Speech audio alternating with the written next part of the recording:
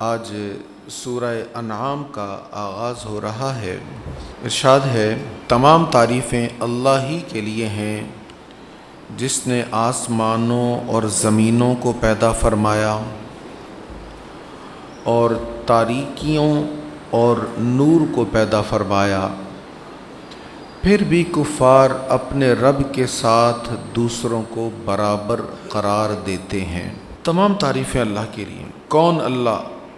وہ خلق السماوات والارض، جس نے آسمانوں اور زمینوں کو پیدا فرمایا۔ سارا جہان جس نے پیدا کیا ہے۔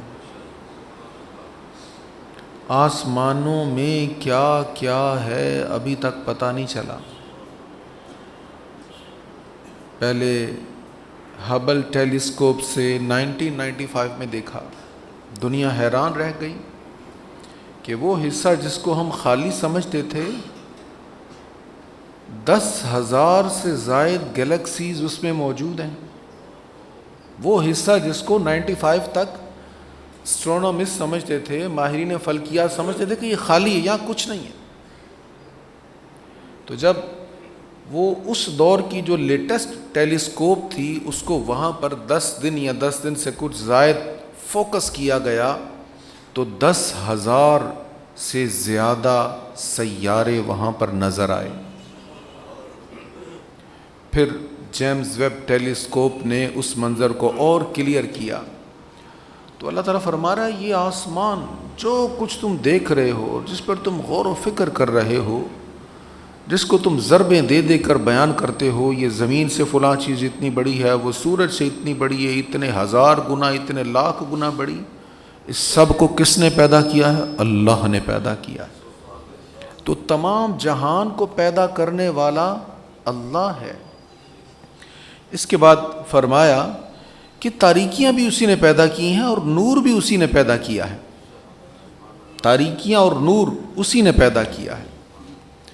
بنایا سب کچھ اللہ نہیں ہے، لیکن جب یہ بیان کیا جائے گا نا، جب اس کے بنانے کی چیزوں کے متعلق بیان ہوگا تو جو خوبی والی چیز ہے اس کی طرف نسبت کی جائے گی۔ اس کی بنایا سب اللہ نہیں ہے۔ دیکھو، اندھیرا نہ ہوتا تو روشنی کی قدر کیسے ہوتی، روشنی کا پتہ کیسے لگتا؟ اس لیے فرمایا ظلمات بھی اسی نے پیدا کی ہیں، اس میں بھی اس کی حکمتیں ہیں، لیکن جب ہم اس کی صنعت کاریگری کو بیان کریں گے نا تو بطور خوبی یہ نہیں کہیں گے کہ اس نے تاریکیاں بنائیں، بلکہ کہیں گے ان تاریکیوں کو کافور کرنے کے لیے اس نے نور بنایا، اس نے روشنی عطا فرمائی۔ فرمایا جس نے سارے جہان کو بنایا، اس رب کے ساتھ تم شریک قرار دے رہے ہو۔ ثم الذین کفروا بربہم یعدلون، پھر بھی کفار اپنے رب کے ساتھ دوسروں کو برابر قرار دے رہے ہیں۔ دوسرے کون؟ اپنے ہاتھوں سے بنائی ہوئی مورتیاں، یا اللہ تعالیٰ کے بنائے ہوئے سیارے، ستارے، یا اللہ تعالیٰ کے پیدا کیے ہوئے درخت، ان کو تم اللہ تعالیٰ کے برابر قرار دے رہے ہو، یا جناب عیسیٰ علیہ السلام اللہ کے بندے، یا سیدہ مریم اللہ کی بندی، ان کو تم اللہ کے قرار دے رہے ہو، شریک قرار دے رہے ہو۔ پھر آگے ارشاد ہے، وہی ہے جس نے تم کو مٹی سے پیدا فرمایا۔ هو الذی خلقکم، اے انسان وہی ہے جس نے جہانوں کو پیدا کیا اور وہی ہے جس نے تمہیں پیدا کیا۔ پہلی آیت میں عالم کبیر کی بات ہوئی، یہ جہان عالم کبیر ہے، اور دوسری آیت میں عالم صغیر کی بات ہوئی۔ عالم صغیر کون ہے؟ انسان۔ انسان کے وجود کے اندر پورا جہان ہے۔ وہ سلطان العارفین نے کہا تھا نا، دل دریا سمندروں ڈونگے کون دلاں دیاں جانے ہوں، وچے بیڑے وچے جھیڑے وچے ونج مہانے ہو، 14 طبق دلے دے اندر تمبو وانگو تانے ہو۔ انسان کے اندر پورا ایک جہان آباد ہے۔ میڈیکل سائنس اسی جہان پر غور کرتے کہاں سے کہاں تک پہنچ گئی، اور پھر بھی کہتے ہیں کہ ابھی ہم نے بہت کم جانا ہے۔ اسی انسان کے وجود پر غور کرتے کرتے ہمارے جو جسم کی بنیادی اکائی سیل ہے اسی پر غور کرتے کرتے سائنس کہاں سے کہاں تک پہنچ گئی، اور ابھی بھی دعویٰ یہ ہے کہ بہت کم جانا ہے، ابھی بہت کچھ جاننا باقی ہے۔ تو اللہ تعالیٰ فرما رہا ہے کہ یہ جہان بھی اسی نے پیدا کیا، اور اے انسان تمہیں بھی اسی نے پیدا کیا۔ اچھا کس چیز سے بنایا؟ فرمایا من تین، مٹی سے پیدا کیا تمہیں۔ اللہ اکبر، کتنا خوبصورت انسان، حسین و جمیل انسان، بنایا کہاں سے؟ مٹی سے بنایا۔ یہاں سے ذہن میں یہ بات آ سکتی ہے کہ قرآن مجید میں تو یہ بھی فرمایا کہ تمہیں نطفہ سے بنایا، خلق من ماء دافق، تمہیں نطفہ سے اچھلتے ہوئے پانی سے بنایا۔ تو اچھلتے ہوئے پانی سے نطفہ سے بنایا یا مٹی سے بنایا؟ دونوں باتیں ٹھیک ہیں۔ سب سے پہلا انسان حضرت سیدنا آدم علیہ السلام، ان کے جسم اطہر کو مٹی سے بنایا، صلصال من حمأ مسنون، ان کو مٹی سے بنایا، مٹی کا گارا گوندھ کر پھر اس سے بنایا، تو انسان کو مٹی سے بنایا گیا۔ اچھا پھر جو آگے نسل چلی، اگرچہ وہ نطفہ سے چلی لیکن نطفہ کہاں سے بنا؟ ایک انسان کے اندر جو نطفہ بنتا ہے وہ کیسے بنتا ہے؟ ظاہری بات ہے غذا سے بنتا ہے، اور غذا کہاں سے آتی ہے؟ مٹی سے آتی ہے۔ تو بہرحال وہ بھی مٹی ہی سے بن رہا ہے، اس لیے فرمایا اے انسان تمہیں ہم نے مٹی سے بنایا ہے۔ ثم قضى اجلا، پھر مدت حیات مقرر فرمائی، تمہیں صرف پیدا نہیں کیا بلکہ مقرر کر دیا ہے تمہارا ٹائم، اجل مقرر ہے تمہاری، ایک وقت مقرر ہے، جب وہ وقت آ جائے گا پھر بہرحال جسم سے جان نکلنی ہے۔ اب جب جسم سے جان نکل گئی تو معاملہ ختم؟ کہا نہیں، پھر ایک اور اجل ہے۔ ثم قضى اجلا، اس نے مدت حیات مقرر فرمائی، وَأَجَلٌ مُّسَمَّى، اور ایک اور اجر ہے جو معین ہے، وہ کیا ہے؟ جب پھر تمہیں زندہ کیا جائے گا۔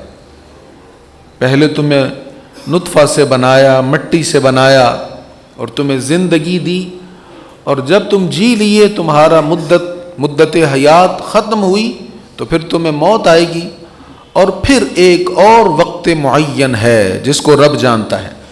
وہ وقت جب آئے گا تو تمہارا جسم چاہے پانی میں ہو چاہے خشکی میں ہو، تمہارے اجزاء چاہے مٹی میں مل گئے ہوں، بکھر گئے ہوں، جہاں بھی ہوں، ہم تمہارے اجزاء کو پھر اکٹھا کر لیں گے، ایک ایک ذرہ ہم تمہارا اکٹھا کریں گے، ان کو جوڑ دیں گے، جوڑ کر پھر تمہیں پورا جیتا جاگتا انسان بنائیں گے۔ اس لیے فرمایا وَأَجَلٌ مُّسَمًّى عِندَهُ ثُمَّ أَنْتُمْ تَمْتَرُونَ، اور قیامت کا معین وقت اللہ ہی کے پاس ہے اور تم لوگ شک کرتے ہو۔ یہ کس کو کہا جا رہا ہے؟ کافروں کو کہا جا رہا ہے۔ ایمان والے کا یہ کام نہیں ہے، ایمان والے کا یہ کام نہیں کہ وہ شک کرے، اس کا تو یقین ہے کہ مرنے کے بعد جب اللہ کے حضور حاضر ہونا ہے، ایک وقت آنا ہے جب اللہ چاہے گا تو پھر اللہ کے حضور مجھے حاضر ہونا ہے، پھر پوچھا جائے گا، سوال کیا جائے گا۔ لیکن کفار کا کیا نظریہ؟ وہ کہتے ہیں نہیں، بس جب مر گئے، مرنے کے بعد جسم مٹی میں مل گیا، پھر کیسے دوبارہ زندہ ہوں گے؟ ہمارے آباء و اجداد اتنا عرصہ ہو گیا وہ مر گئے تو وہ تو زندہ نہیں ہوئے، تو جب ہم مر کر مٹی میں مل جائیں گے تو ہمیں زندہ کیا جائے گا۔ قرآن مجید میں یہ مضمون بار بار بیان ہوا۔ اللہ تعالیٰ فرماتا ہے اے انسان تجھے اس پر حیرت ہے کہ مٹی میں جب تو مل گیا پھر تمہیں کیسے میں زندہ کروں گا؟ اس سے زیادہ حیرت والی بات تو یہ تھی کہ ہم نے تمہیں پانی کی بوند سے بنا دیا۔ اس سے تو زیادہ حیرت والی بات یہ تھی کہ پانی کی بوند سے تمہیں رحم میں ٹکایا، ٹھہرایا، اور پھر وہاں رحم میں تمہاری صورت کو بنایا۔ هو الذی یصورکم فی الارحام کیف یشاء، وہ ہے جس نے جیسی چاہی رحم میں تمہاری صورت بنا دی۔ تو جو نطفے سے تمہیں بنا سکتا ہے وہ بنے ہوئے کو دوبارہ کیوں نہیں بنا سکتا؟ اس لیے یہاں پر یہ بیان فرمایا جا رہا ہے کہ وہی پھر تمہیں اسی نے تمہیں مٹی سے بنایا ہے، پھر مدت حیات مقرر فرمائی، پھر قیامت کا تعین کر دیا، ثم انتم تمترون، تم لوگ شک کرتے ہو. یعنی اے انسان اس پر شک نہ کرنا. ایمان والے کا ایمان پختہ اور یقینی ہوتا ہے کہ میں نے بہرحال مرنے کے بعد اللہ کے حضور حاضر ہونا ہے. یہ اگر گڑبڑ ہو گئی نا تو سارا معاملہ خراب ہو گیا. اس سے آگے ارشاد ہے، اور اللہ ہی آسمانوں اور زمینوں میں عبادت کا مستحق ہے، بس کوئی مستحق کی عبادت نہیں اس کے سوا. وَهُوَ اللَّهُ فِي السَّمَاوَاتِ وَفِي الْأَرْضِ، اور اللہ ہی آسمانوں اور زمینوں میں عبادت کا مستحق ہے. اور اس کی شان کیا ہے؟ يَعْلَمُ سِرَّكُمْ وَجَهْرَكُمْ وَيَعْلَمُ مَا تَكْسِبُونَ، وہ تمہارے ظاہر اور باطن کے حال کو جانتا ہے. پہلے اس کے کمال قدرت کی بات ہو رہی تھی کہ اس نے جہانوں کو بنایا، اے انسان تجھے بنایا، تیری مدت حیات مقرر فرمائی. اب کمال علم کی بات ہو رہی ہے کہ اس کی قدرت بھی با کمال ہے اور اس کا علم بھی کمال والا ہے. تم جو ظاہراً کرتے ہو وہ اسے بھی جانتا ہے، اور جو مخفی کرتے ہو نا وہ اسے بھی جانتا ہے. اے انسان، آج ہمارا کیا مزاج ہے؟ ہمیں پتہ ہو یہاں کیمرہ لگا ہوا تو ہم ڈر جاتے ہیں. تو جن شہروں میں وہ جہاں چوک پر کیمرہ لگا ہوتا ہے وہاں ہم محتاط ہو جاتے ہیں کہ کیمرہ ہے نا، کہیں پکچر نہ بن جائے. یا جن جگہوں پر کیمرے سے مانیٹر کیا جا رہا ہوتا ہے وہاں ہم محتاط ہو جاتے ہیں. اور اللہ کی ذات وہ ذات ہے جو ہر جگہ ہمیں دیکھ رہی ہے، اس سے چھپ کر کہاں جائیں گے؟ حضرت سیدنا ابراہیم بن ادم سے کسی نے کہا تھا نا، میں جرم چھوڑ نہیں سکتا، گناہ چھوڑ نہیں سکتا. کہا پھر ایسا کر، اللہ سے چھپ کر لیا کر تاکہ وہ سزا نہ دے سکے تجھے. کہا اللہ سے بھلا کوئی چھپ سکتا ہے؟ کہا اچھا پھر ایسا کر، اللہ کی زمین سے باہر جا کے کر لیا کر تاکہ اس کا قانون تجھ پر لاگو نہ ہو. بھلا کہاں جاؤں اس کی زمین چھوڑ کر؟ کہا پھر اللہ سے مقابلے کی تیاری کر لے کہ اگر وہ تجھے سزا دے تو تو بھی اس سے مقابلہ کرنا. کہا توبہ توبہ توبہ، اللہ سے کوئی مقابلہ کرے گا؟ کہا جب چھپ نہیں سکتا، جب بھاگ نہیں سکتا، جب مقابلہ نہیں کر سکتا تو پھر مت ماری ہے، پھر اسی رب کی نافرمانی. تو روزہ جو عظیم نعمت ہمیں ملی ہے یہ ہمارے اس تصور کو پختہ کرنے کے لیے آتا ہے. دیکھیں کوئی بھی دیکھ نہیں رہا لیکن ہم کھا پی نہیں رہے. کوئی دیکھنے والا نہیں ہے نا، لیکن ہم پھر بھی کھا پی نہیں رہے، اس لیے کہ ہمیں پتہ ہے کوئی دیکھے نہ دیکھے رب تو دیکھ رہا ہے نا. پانی کا ایک گھونٹ بھی پیئیں گے روزہ ٹوٹ جائے گا. یہ رب کے ساتھ بندے کا تعلق مضبوط کرنے کے لیے روزہ آتا ہے. اس لیے فرمایا وہ ہے، وہ اس شان والا ہے، یعلم سرکم وجہرکم، وہ تمہارے ظاہر اور باطن کے حال کو جانتا ہے. وَيَعْلَمُ مَا تَكْسِبُونَ، اور تمہارے کاموں سے واقف ہے. اے بندے تو کیا کر رہا ہے؟ رب سے کچھ پوشیدہ نہیں ہے. صوفیہ فرماتے ہیں ہمارے جرم کرنے کی ایک وجہ یہ بھی ہوتی ہے کہ ہمیں سزا نہیں مل رہی ہوتی. ہمیں سزا نہیں مل رہی ہوتی. اگر ایسا ہو انسان تنہائی میں کوئی جرم کرے فوراً اس کو سزا مل جائے تو اس کو پتہ لگ جائے گا نا کہ جیسے ہی میں نے یہ جرم کیا مجھے سزا مل جانی ہے، تو پھر وہ دوبارہ نہیں کرے گا، نیکسٹ ٹائم وہ نہیں کرے گا. لیکن ایک وجہ یہ ہوتی ہے ہمیں سزا نہیں مل رہی ہوتی. تو یہ سزا نہ ملنا یا تو اس کی رحمت ہوتی ہے، وہ موقع دیتا ہے بندے کو توبہ کا، اور اگر خدا نخواستہ وہ ناراض ہو جائے تو یہ اس کی طرف سے ڈھیل ہوتی ہے.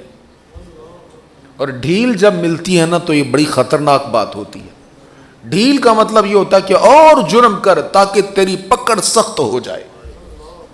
اللہ اکبر، العیاذ باللہ.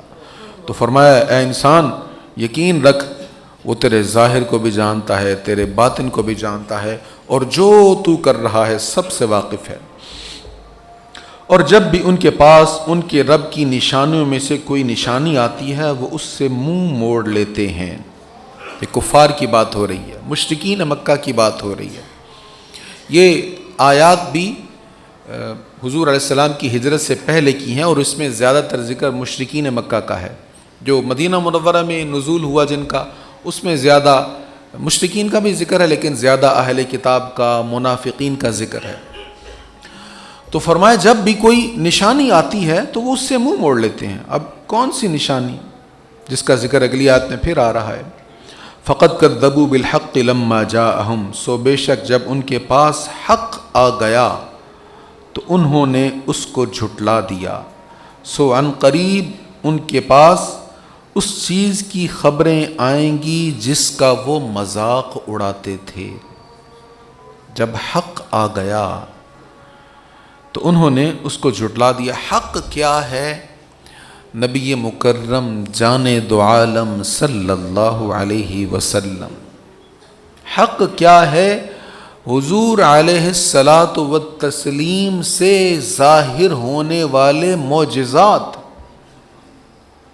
حق کس کو کہتے ہیں ہم؟ سچ کو حق کہتے ہیں، یا باطل کے برعکس ہم حق کا لفظ بولتے ہیں۔ فرمایا جب حق آ گیا، اپنی آنکھوں سے دیکھ لیا کہ چاند دو ٹکڑے ہو گیا، بجائے ایمان لانے کے یہ کہنے لگے اوہ اس کا جادو تو آسمانوں پر چلنے لگ گیا، معاذ اللہ۔ جب واضح معجزات دیکھ لیے نبی کریم علیہ الصلاۃ والسلام کے، اور معجزات میں عظیم ترین معجزہ قرآن کریم ان کے سامنے آ گیا، ایک سورہ کوثر، حضور علیہ الصلاۃ والسلام نے کہا اس کی 3 آیتیں کعبے کی دیوار پر لٹکا دو۔ چیلنج ہے سب فصیح و بلیغ لوگوں کے لیے، وہ جن کو اپنی شاعری پر گھمنڈ ہے۔ کبھی تم کہتے ہو کہ ہم جیسا کوئی قادر الکلام نہیں ہے، ان 3 آیتوں کا جواب لے کر آؤ۔ تو اللہ تعالیٰ فرماتا ہے کہ جب حق ان کے پاس آ گیا، جب کتاب ان کے پاس آ گئی، جب حضور علیہ السلام کے بیان کی صورت میں حکمت ان کے پاس آ گئی، جب سرکار کریم علیہ السلام کے معجزات ان کے سامنے آ گئے تو انہوں نے اس کا انکار کیا۔ فرمایا فسوف یأتیہم انباء ما کانوا بہ یستہزئون، سو عن قریب ان کے پاس اس چیز کی خبریں آئیں گی جس کا وہ مذاق اڑاتے تھے۔ نبی پاک علیہ الصلاۃ والسلام کو دیکھ کر مذاق اڑاتے تھے، یہ وہ ہے جو کہتا ہے مجھ پر اللہ کا کلام نازل ہوا۔ مسلمانوں کو دیکھ کر کہتے کہ یہ نیا انقلاب لائیں گے، یہ سابی لوگ ہیں جو اپنے آباء و اجداد کے دین کی مخالفت کر رہے ہیں۔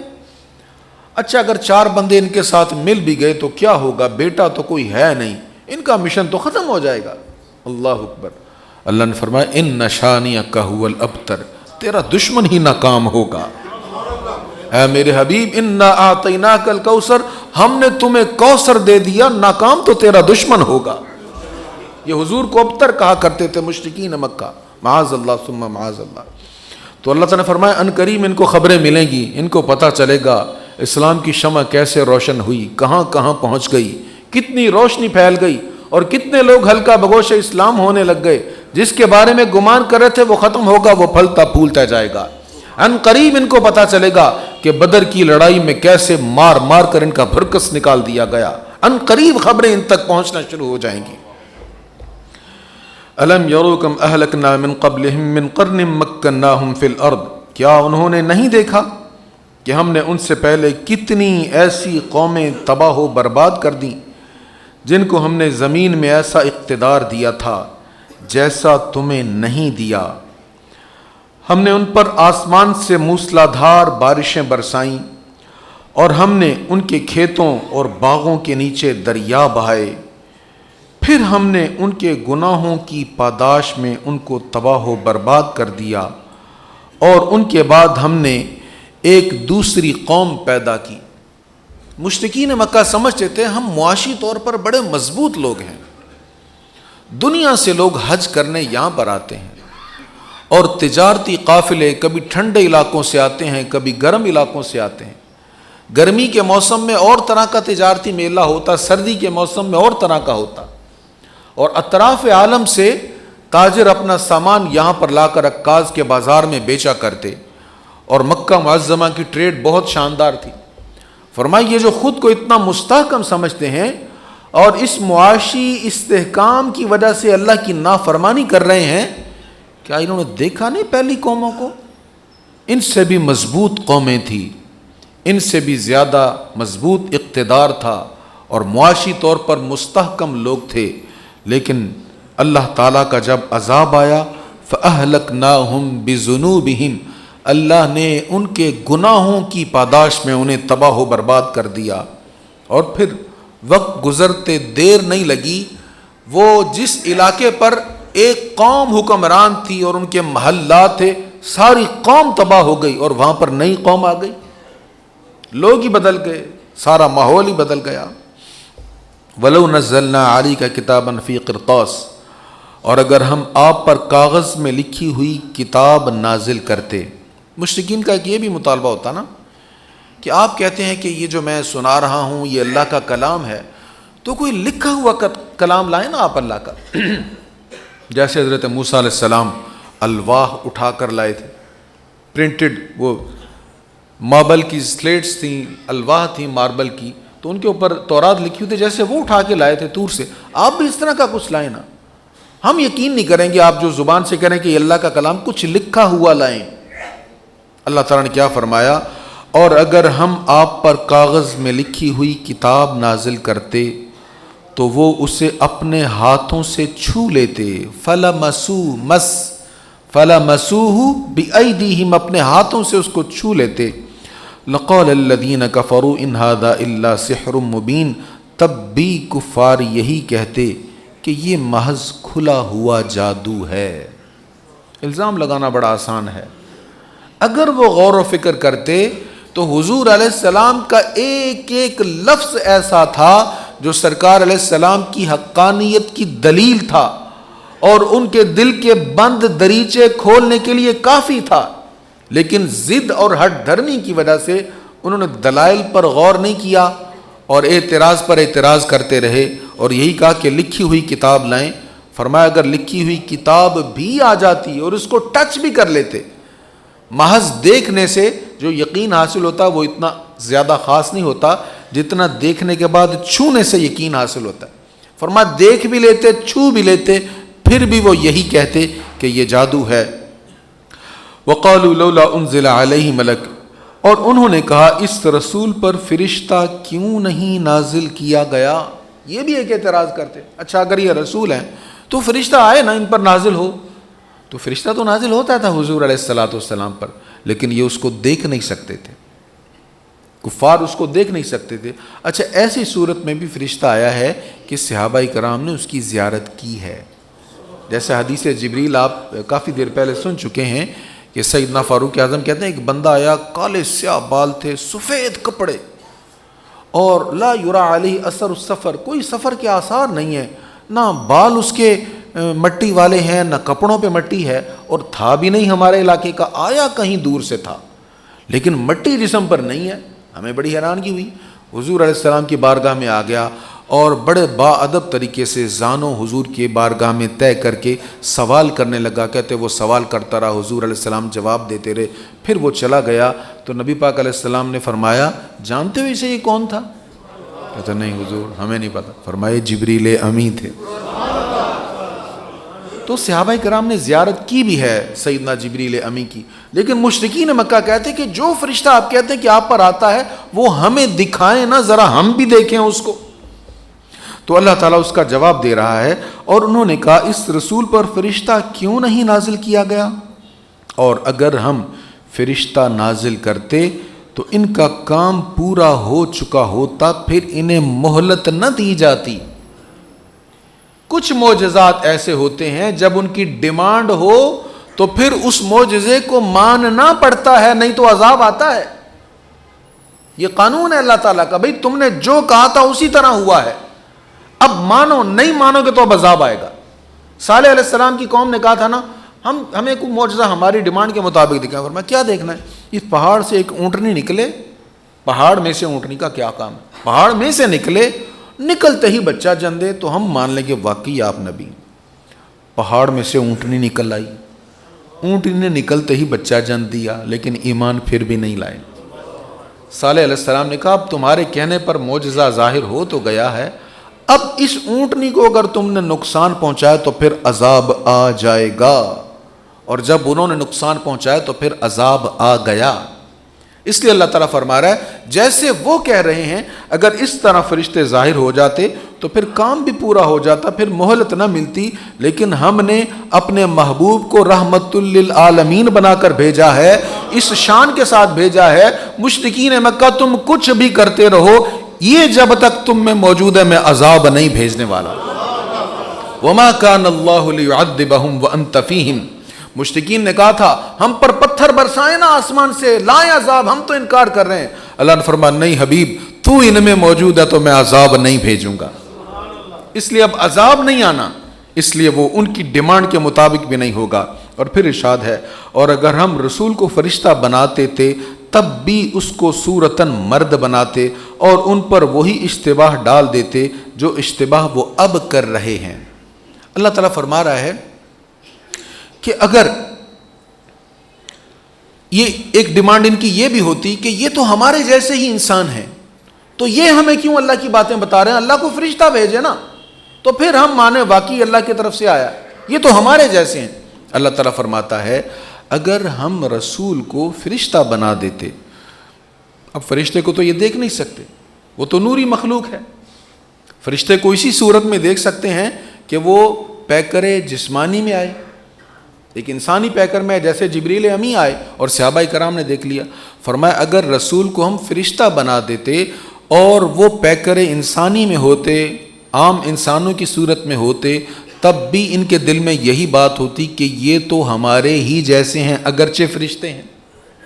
اور اگر ہم اس کو فرشتہ بنا دیتے رسول کو، تو پھر یہ کہتے کہ بھئی آپ جو کام کر رہے ہیں آپ تو اس لیے کر رہے ہیں کہ آپ فرشتے ہیں، اور ہمیں کہہ رہے ہیں کہ ہم بھی آپ جیسا کام کریں، ہم تو انسان ہیں، ہم فرشتے تھوڑا ہیں۔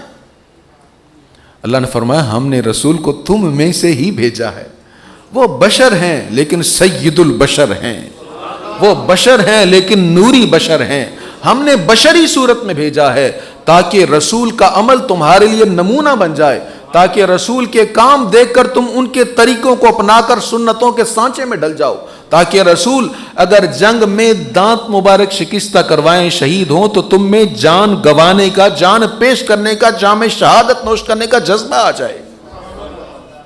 رسول اگر تمہاری نوع میں سے ہوں گے، تمہاری جنس میں سے ہوں گے، تبھی تمہارے لیے وہ نمونہ ہوگا، نہیں تو تم ہر کام میں یہ کہو گے جی آپ نے تو روزہ رکھ لی، آپ تو فرشتے ہیں، ہم فرشتے تھوڑا ہیں، ہم تو انسان، ہمیں تو بھوک لگتی ہے۔ تو رسول کریم علیہ الصلاۃ والتسلیم کا بشری لباس میں تشریف لانا ہمارے لیے رحمت ہے تاکہ ہم ان کو کاپی کر سکیں، فالو کر سکیں، اور ان کی ذات ہمارے لیے نمونہ بن جائے۔ پھر آخری آیت میں ارشاد ہے اور بے شک آپ سے پہلے رسولوں کا بھی مذاق اڑایا گیا، جو پہلے رسول آئے تھے اے حبیب ان کا بھی مذاق اڑایا گیا، تو ان مذاق اڑانے والوں کو اسی عذاب نے گھیر لیا جس کا وہ مذاق اڑاتے تھے۔ اللہ تعالی ہمیں فہم قرآن نصیب فرمائے۔ وآخر دعوایا ان الحمد للہ رب العالمین۔